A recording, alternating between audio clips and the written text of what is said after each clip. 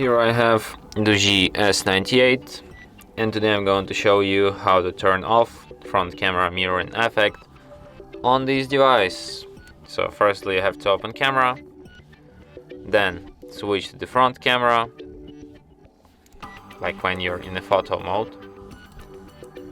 Switch like this, go to its settings by tapping on the gear icon, and here you have mirror option. So let's take one photo with this option enabled and another one with it disabled. And as you can see, these photos are mirrored, because like here you have lamp on the left side and here you have on the right side. Such a feature.